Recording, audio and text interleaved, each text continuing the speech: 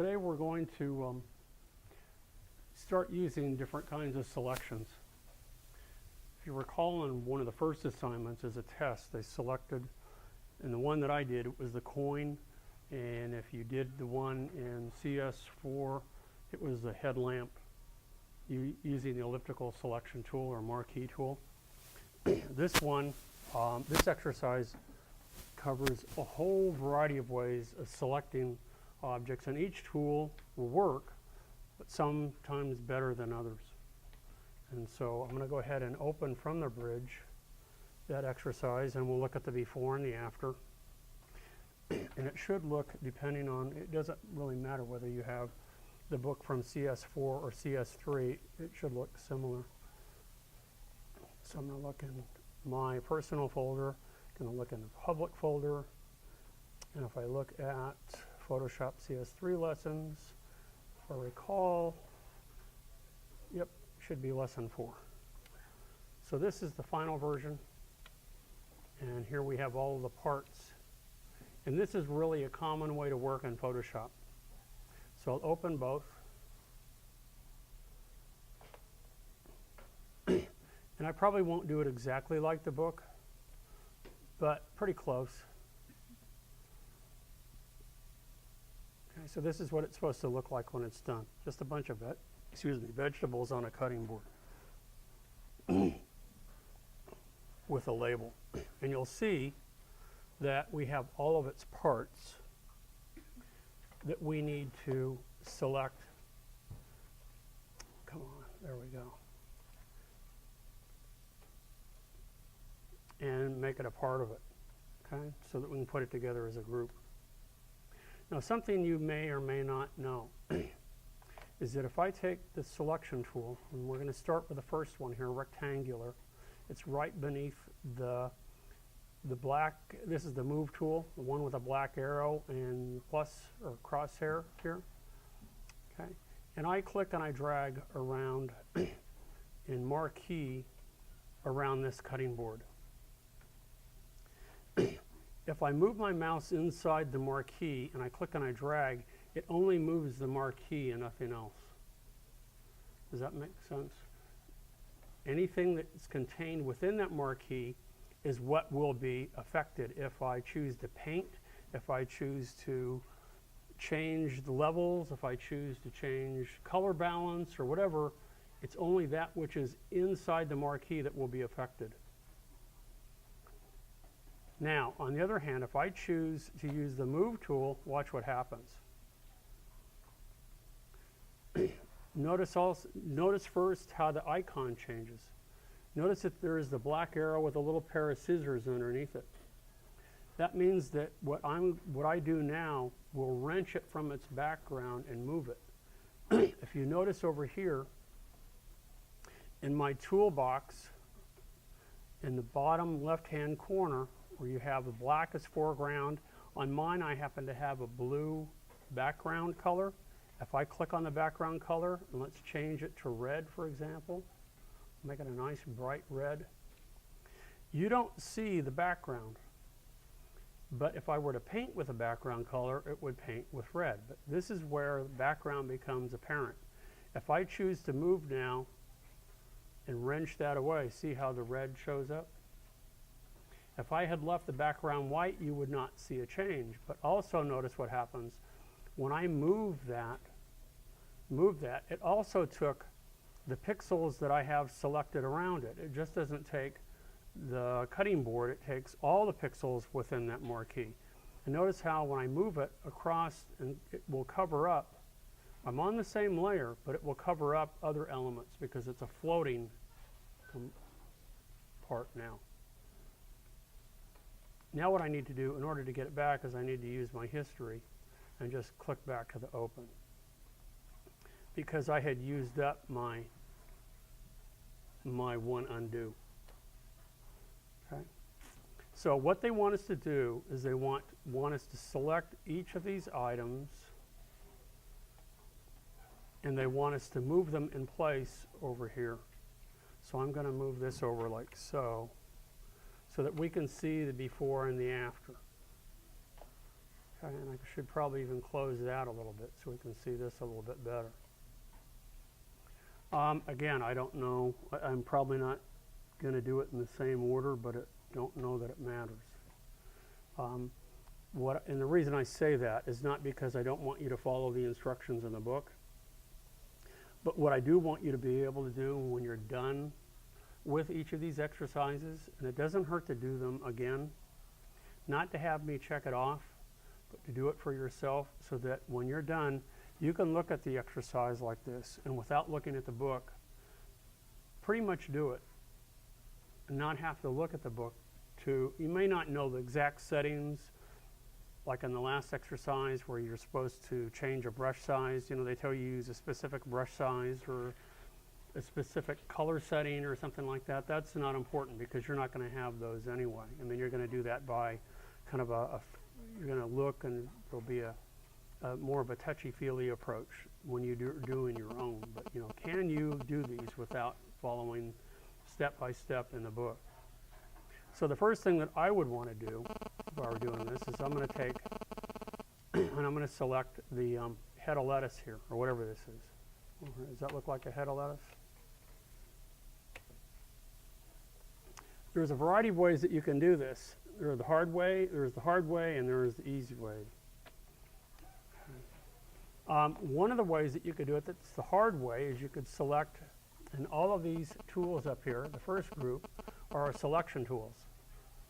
We could use the Lasso Tool, and I could come in here, and I could click and drag, and notice that my mouse, as I move around the edge, I'm following the outside, and it's pretty crude, and it looks horrible. I can tell right now, you know, I mean, it's drawing with a pencil around this, and we could follow the entire perimeter of the head of lettuce, and before you know it, I'm just going to skip around here. Okay, you go back to where you started, you have a selection, and now you switch to the move tool, and now I can move the whole thing over. But you'll see, even where I was pretty accurate, it looks pretty crude. So I'm going to undo, bring it back, and I'm going to hit Command D for deselect. To deselect, you either move outside and click with one of the selection tools, or if I undo that, the way I prefer to do it is hit Command or Apple D for deselect. There are variations of the Lasso Tool. There's the Polygon Lasso Tool, and there's the Magnetic Lasso Tool. Those wouldn't be any better. Okay. The rectangular marquee tool and the elliptical marquee tool don't help me either, because the head of lettuce is not an ellipse, it is not a rectangle, so it's not even close. So I have some other options in here. I have the quick selection tool, and I have the magic wand tool. Now, the magic wand tool is useful for a lot of things. If I click in here, notice that it starts to select a good number of pixels, and actually the tolerance by default should be set to 32, so it's a radius of 32 pixels, and what it does, it takes in that radius a color sampling, and wherever you click, it finds similar colors within that radius, and it will select everything else. To add to that selection, I can hold down the Shift key and click, and notice I'm selecting a good number of them, but it's still, it's not doing a very good job. So that tool doesn't work. But the tools that do work best is the quick selection tool. And this is a great tool. And it was introduced in this version, CS3. And when I click and I drag, notice that it knows what pixels I want. How does it know that? I don't know.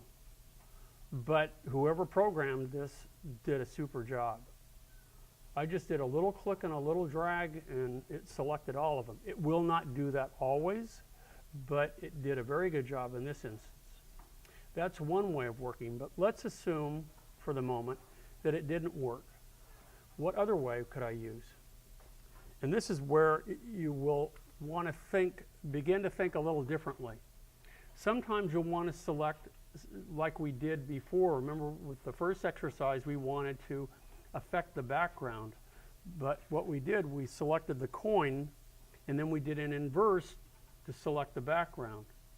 So what I'm going to do is along those lines. What I'm going to do is I'm going to select the rectangular marquee tool, and I'm going to click and drag around the head of lettuce. So I have the area surrounding the head of lettuce and the head of lettuce selected. I can also use a combination of tools. I don't have to use just one. I can also select the magic wand tool. Now the magic wand tool, while it doesn't work really well for shapes that are multicolored, it works super well for solid colors or colors that have very little change in tonality. So think about it. I have my head of lettuce and my background color selected. What I want to do is eliminate the background surrounding the head of lettuce, don't I? So what I can do is not only can I add to the selection, but I can subtract from the selection using multiple tools. So what I'm going to do is hold down the Option key, and that allows me to subtract from the selection. And all I have to do with the magic wand is click on the background, and voila. So it removed, the magic wand removed all of those white pixels, and now I have just the head of lettuce. So you might be saying to yourself, well, why wouldn't you just use the quick selection tool? Because it did happen to work in this instance, but what if it didn't? Then here is another way of working. It's a couple of steps, but it's a smart way to work. Now, I know I'm jumping ahead a little bit in this exercise, but there are smart ways of working and there are less smart ways. When I could right now just use the move tool or hit the V key for move, and I could switch back from the black foreground, red background to the default white and black, and I could just move it over. Now, even though it looks like I haven't done anything, that it's leaving the background intact, the only reason the background is intact is because the white matches the white. Remember what I did a moment ago when I had red as a background. So that's one way to do it. But by doing that, what if I decided later on that I wanted to select and I wanted to use the head of lettuce multiple times? I wanted to create a pattern or do something else with it. Because I'm on the same layer right now, it would be hard to select it and to make a copy of it. So what I prefer to do, and they do have you do this in this exercise, but only a little bit later, is that it's easier if you hold down the Option key and the Command key while you have the Move tool selected. And notice how the icon changes. Now you have a double arrow. You have a black arrow and a white arrow. And what that denotes is that you will be making a copy of this selection now. So I'm holding down the space bar to move this a little bit. I can also hit Command minus to zoom out a little. And now what I'm going to do is hold down the Option key, the Command key, and I'm going to move it over until I get it in place. And that looks pretty good. I'm pretty happy with that position. If I want, I can use my arrow keys to nudge it a little bit to get it close to the position that they have. And when I'm happy with it, I hit Command D for deselect. But if I decide later on that I want to move this and I have not used additional layers, which will be part of the next exercise that we'll cover on Wednesday, I am screwed.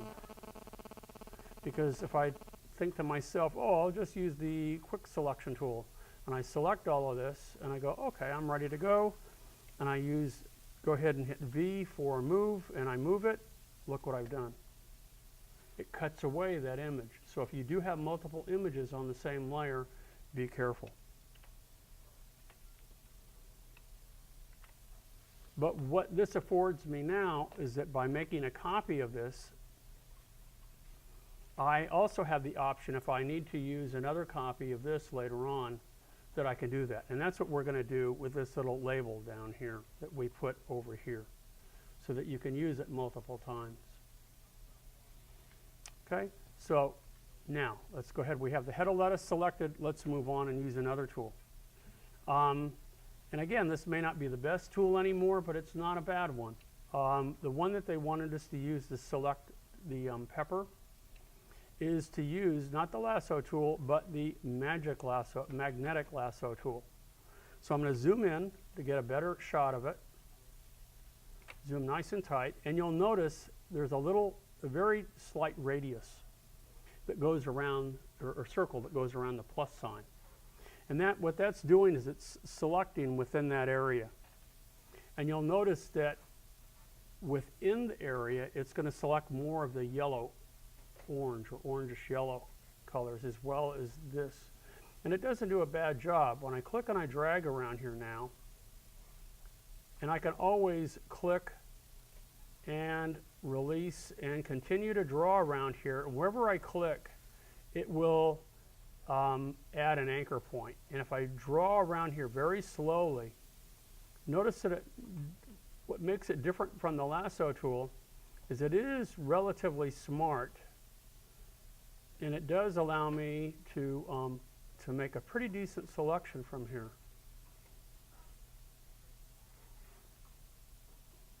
If you go around too quickly, it won't work, and it will probably grab some of the other pixels around it. So I'm going to try to do this as best I can. Go around slowly, and it's making these little anchor points around the, oh, there we go. See, I slipped a little bit, and it knew, because of this little sampler, that it was selecting just this range. Now, why couldn't I use the, anybody guess why I probably could not use the magic wand tool for this exercise? The background color is not absolute white. There are a lot of colors going on here. Not only is there white, but there's lots of reds. There's a lot of color variation, a lot of tonal changes, so that wouldn't work for me. That's why they chose to use this one. And it doesn't do a bad job. We also have the option with all of these selection tools is that we can refine the edge from here. If we decide that the edge is a little bit too big or too small, we can expand or contract, and we can do all of that, and we'll do more of this later with the Refine Edge button. This is new to CS3 too, and it is super. It really, really is very nice. You'll see at the bottom, there's lots of different ways that we can view this. This is the mask view. This is just the foreground background view. We can see it with a black background. We can see it with our selection. We can see it the normal view here, a standard view. And we can increase the radius. We can increase by contrast. We can smooth it. We can feather it, which is to soften the edge. We can expand and contract from here. So if I want to contract this by 1 pixel, I can. I can continue to make lots of changes. So I've made my selection. I think I'm pretty happy with it. Another way that I can contract the selection, maybe by 1 pixel, and you might want to know when and why you would want to do that. I'm going to go ahead and I'm going to use the Move tool, and I'm going to move it over here for a second. And I'm going to hit Command H to hide. So the selection is still here. I can still move this around. It just hides the marching ant so I can see a little better. And what I'm going to do is I'm going to zoom in here for a minute. And it actually did a pretty good job, but you'll notice I see a little bit of the white around the edge here. Does everybody see that? Just a subtle change. Well, I don't like that. So what I'm going to do is I'm going to go back to my history panel, and I want to go back to the magnetic lasso tool. I'm going to zoom back out, and I'm going to hit Command H again for hide.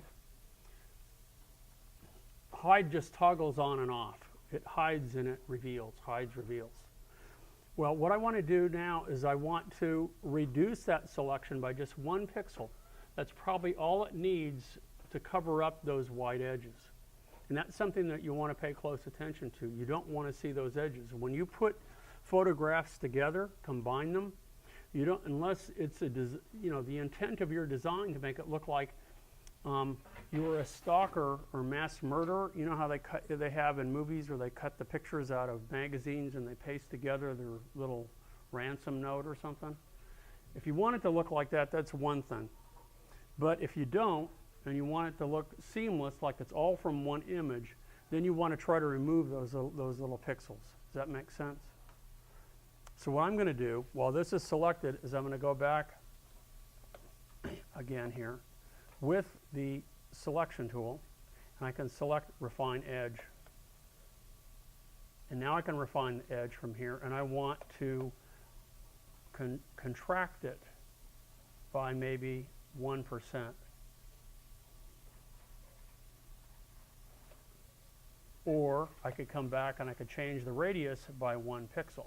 So anytime you need to reset this, hold down the Option key, click Reset, and we can reduce the radius maybe by,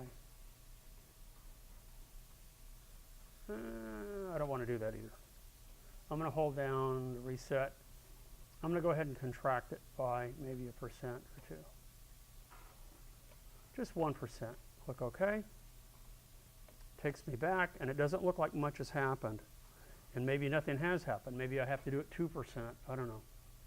Now I can go ahead and I'm going to make a copy of it, take it over, put it about where they want it up here.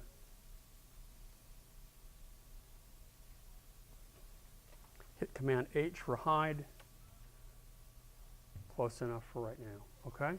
So it looks like I did remove some of those pixels.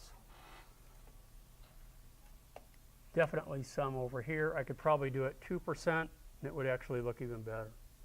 But you really don't want to see any white edges. Okay? So let's move on over here, and let's select this tool let's select this one right here.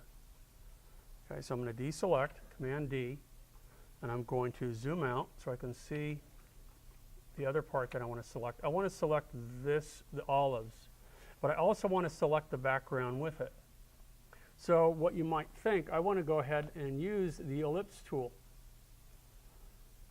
And now this is where it gets a little difficult and where you need to be able to, you know, pat your head and rub your stomach at the same time. We're going to use key commands and we're going to use the mouse in order to do it. So what I want to do is zoom in on this area a little bit so I can get a good look at it. And with the ellipse tool selected, or the ellipse selection tool, typically you click and drag to make the ellipse. And that works okay, but notice that if you don't pick that corner just perfectly, I'm not going to be able to select the object very carefully, am I? Very accurately. Well, there's a better way of doing this. I'm going to go ahead and deselect. What I can do is if I hold down the Option key, that will allow me to make the selection from the middle out. And you'll notice that I'm still off a little bit, but it's a lot better than what I had before.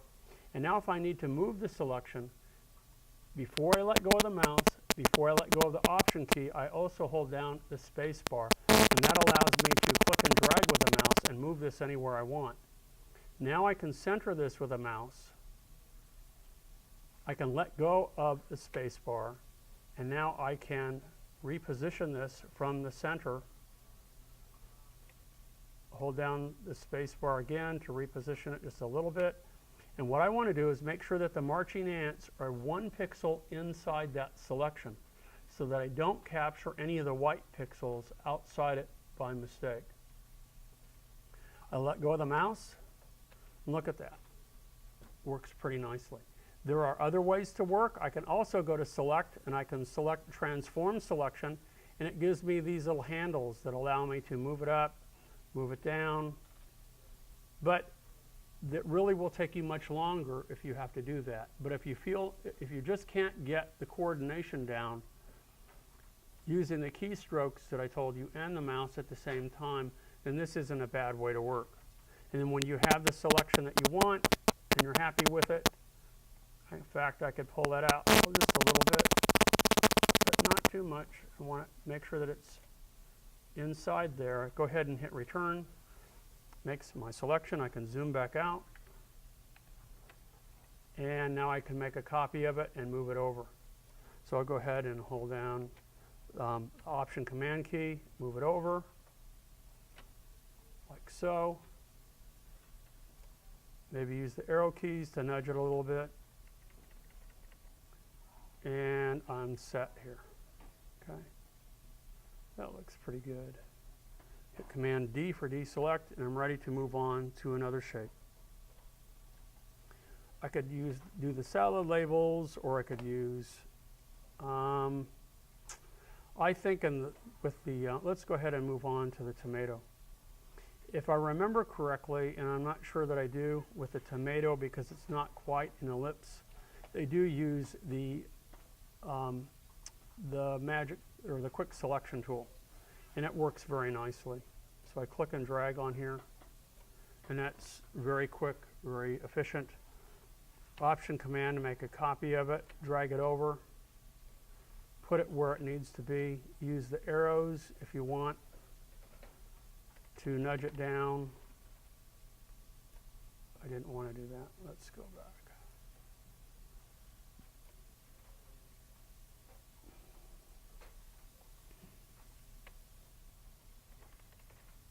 Oh, come on.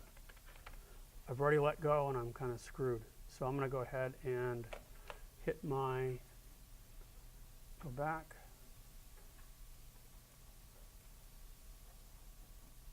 There we go. I'm going to try this again. I'm just going to go ahead and use my move tool. Go ahead and duplicate and bring it over about like so. Look at the other one. Make sure it's about the same. When I get it into position, looks pretty good. Just Command D for deselect. So that's probably the easiest one to do. Let's go ahead and do the caret one. The caret, you could probably also use the quick selection. I can't think of too many instances now where you wouldn't want to use it. But what they want us to do now for the caret is to use the Polygon Selection tool. And it's not a bad way to go sometimes. So I'll go ahead and zoom in. Get a nice tight shot of it. And you'll notice on most of these, I zoom in, I zoom back out, zoom in, zoom back out. You'll do that a lot. Move this up so you can see. Select the Polygon tool. And now what you do is you just click and you move the mouse just a little bit and you go around.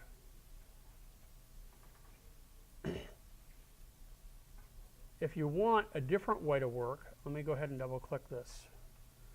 Deselect. What you can do is use the Lasso tool, and I could start here, for example, and I could click and drag around here. And then what I can do is I can hold down the Option key, and while I have the Lasso tool, by holding down the Option key, it turns into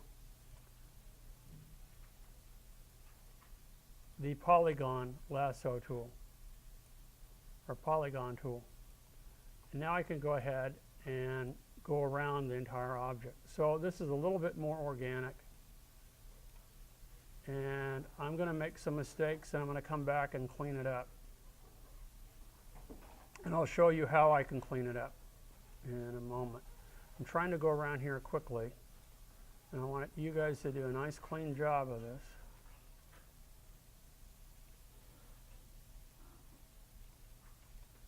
But you'll notice that I'm missing parts of the caret here.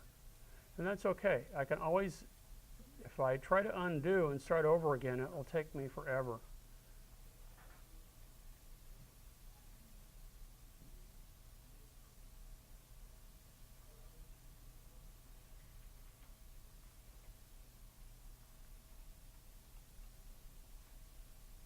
Just trying to go along here and select it.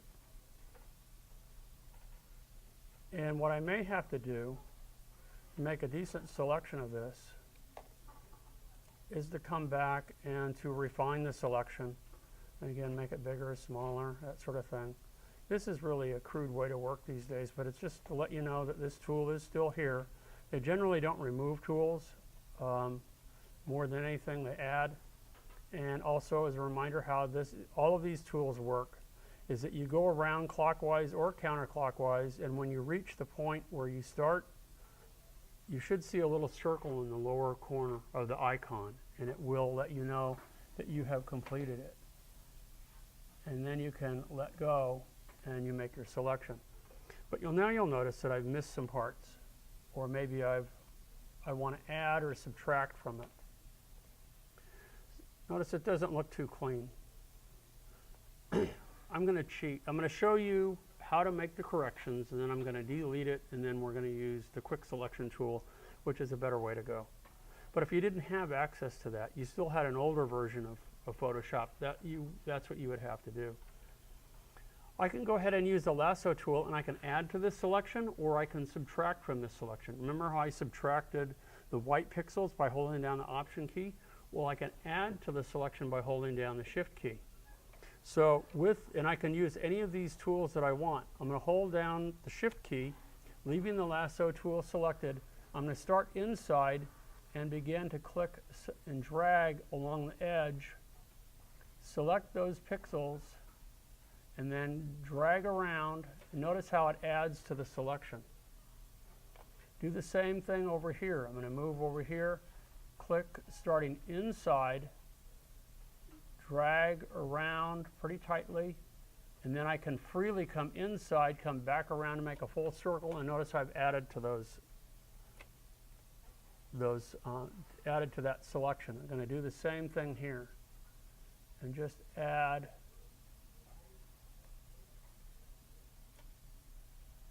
It's not doing too bad. Hold down the space bar to move it. Hold down the Shift key to add. I'm adding by holding down the Shift key using the same tool in this particular instance. Notice how it's adding to the selection. Hold down the Shift key, adding to the selection here. Notice how I missed that little bump. Come back in, and I'm add. Now, if I needed to subtract from the selection, if I go like this, and I go, oh man, I really goofed. You can either Command Z or undo, or you can hold down the Option key. And remember, I can click and drag starting from the outside and click along here.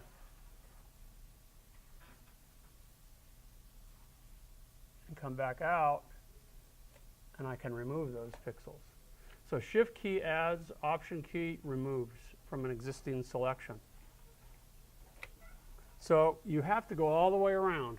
Go, in orderly fashion, clockwise, counterclockwise, do that. What I'm going to do is cheat, and I'm going to deselect, and I'm going to zoom back out.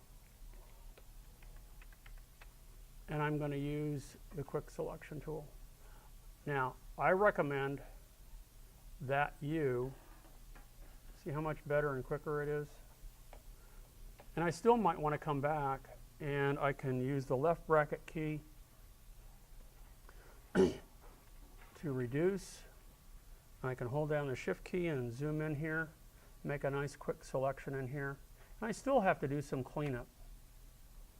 So I still might have to use the Lasso tool because it's not doing a really clean job, and hold down the Shift key, and I can come in here and I can add this little selection. And while this may look insignificant, you'll be able to see that you'll be able to detect probably within a couple of pixels. See, it didn't do a perfect job. So I can try to go back and use a quick selection tool, and I can make it smaller by hitting the left bracket key, hold down the Option key and click on there, and see how it is allowing me to drag and reduce some of these, but it's not doing a perfect job. So it's not the perfect tool. Okay, so I can always come back here and I can remove pixels, hold down the Option key to remove from the selection, hold down the Shift key to add to the selection, and we can continue to go around and refine it. And so that tool wasn't perfect. I'm going to go ahead and, as good as a job it did, it was quicker. I'm going to go ahead and have to remove some of those pixels.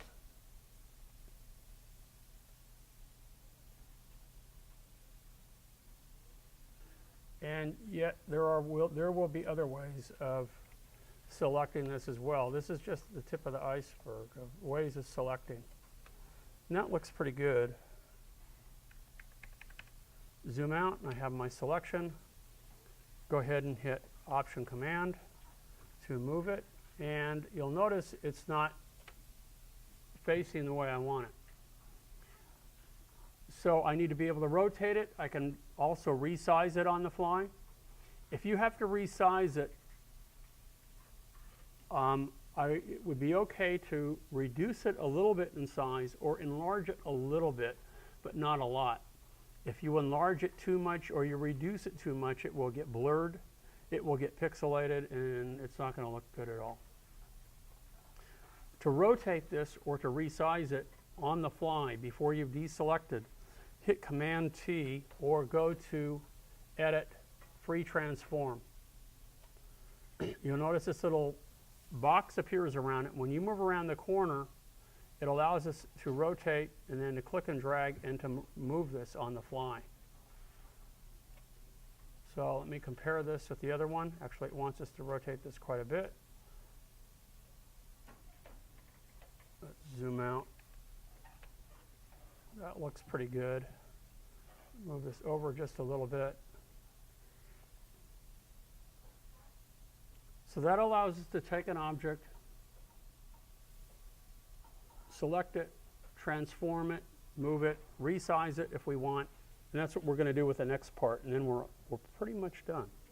Go ahead and hit the return key or double click inside, and that removes the transform. Then I'm left with the selection, then I hit Command D to deselect.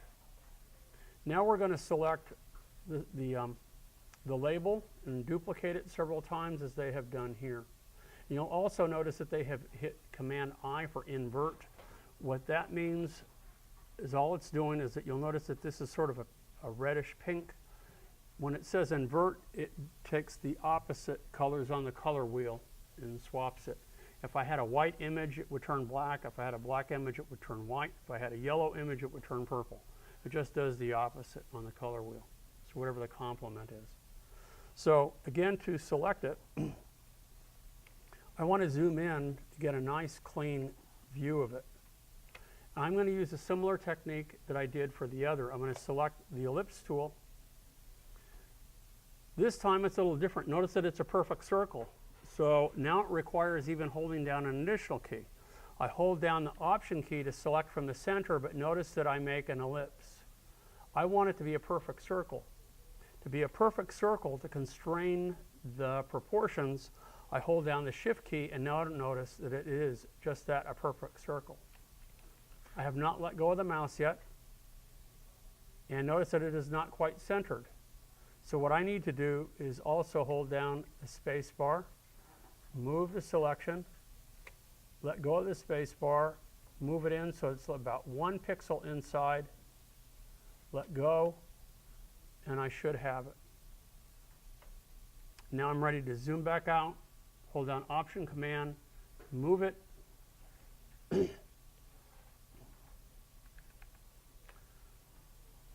We're going to move it in place up here. Let's see where they have it. That's about right. Like so. And what we're going to do is we're going to hit Command I for invert, or go to Image Adjustments, and we have invert down here. Notice it turns to green. And now we're ready to make a copy of it and transform it and do just what they've done here. So I hold down the Option Command key, make a copy of it, and as soon as I do that, it fixes the other one in space. Now I can go ahead and hit Command T for transform,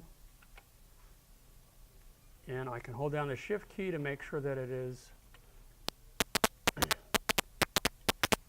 constrains the proportions.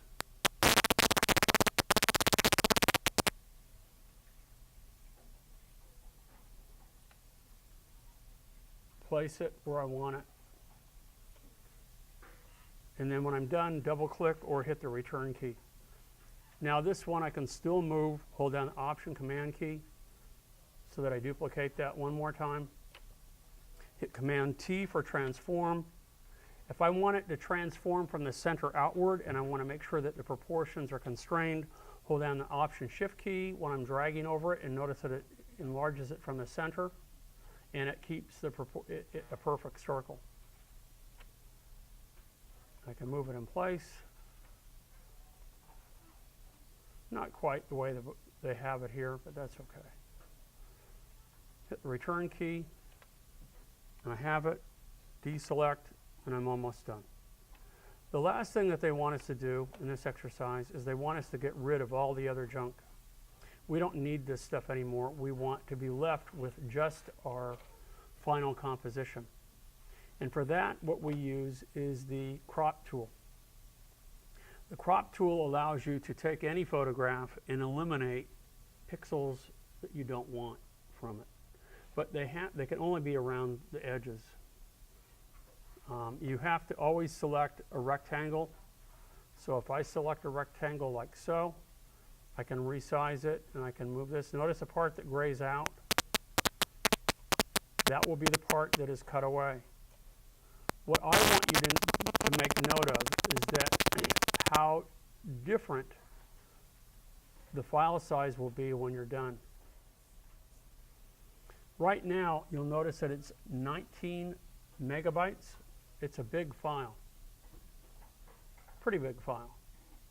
Watch what happens as soon as I double click inside or I hit the return key, because I'm, getting rid of all of these pixels out here.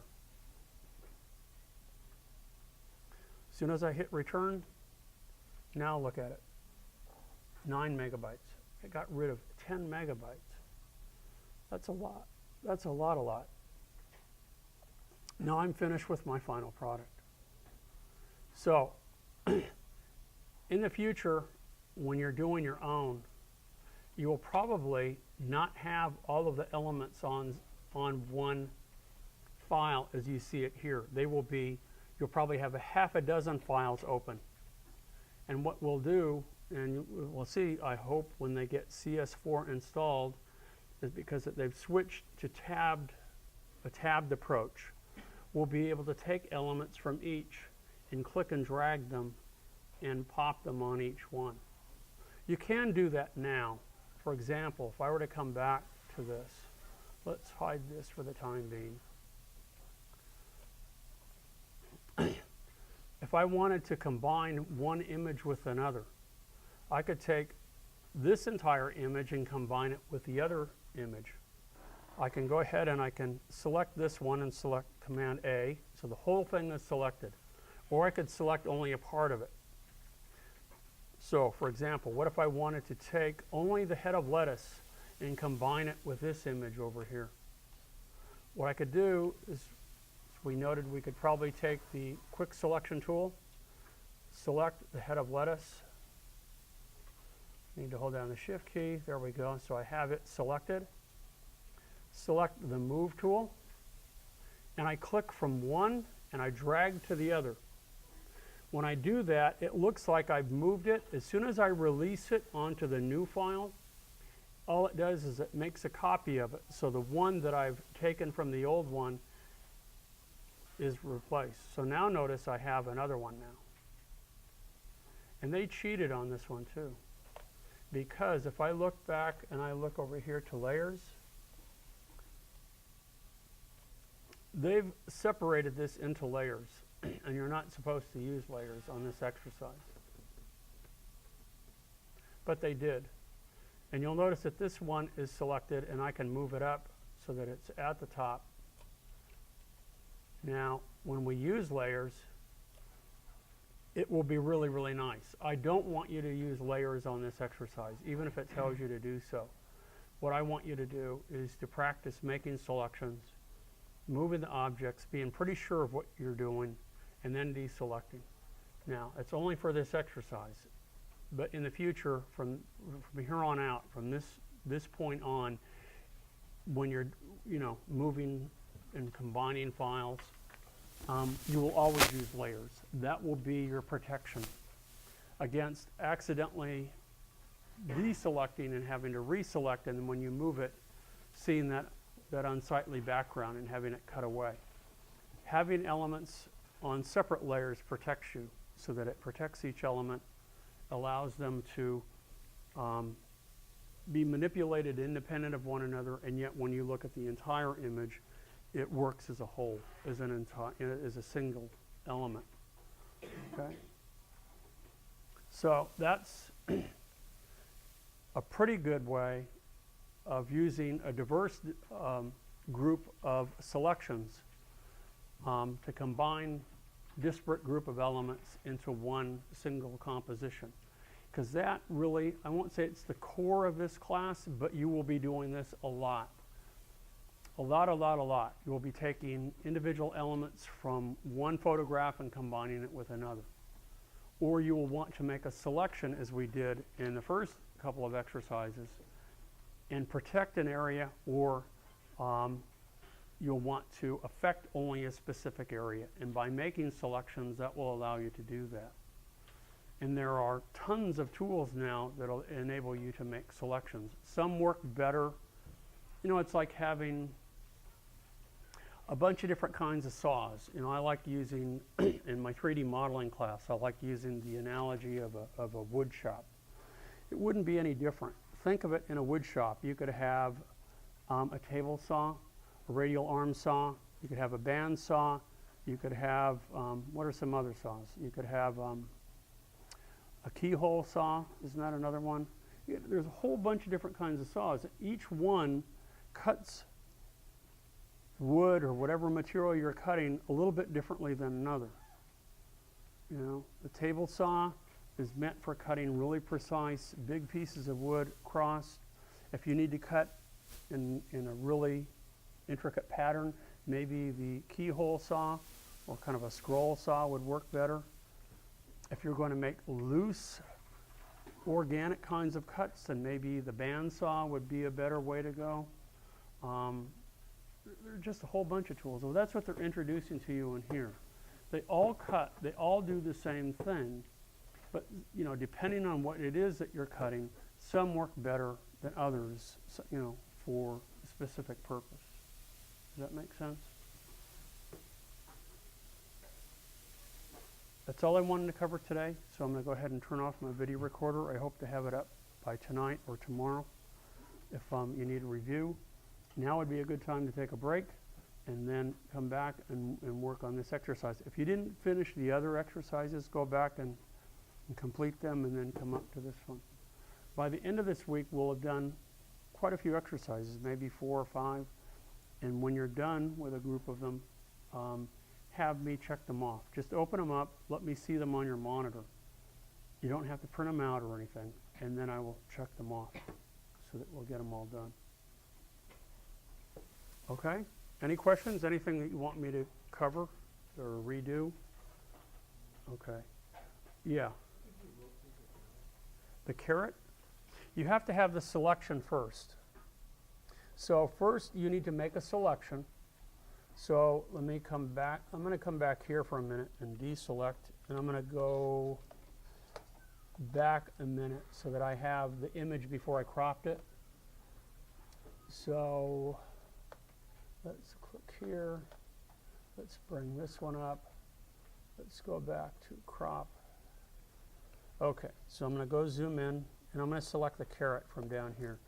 And I'm just going to use a crude selection using the quick selection tool.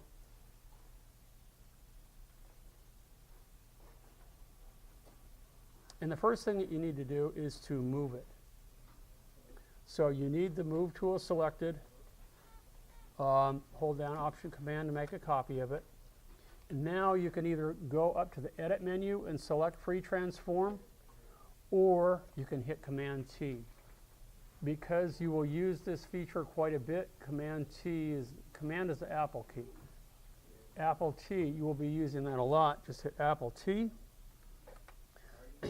Notice it brings up a little box around it, and when you move the cursor just outside one of the corners, notice that it changes and you see a little curved double arrow.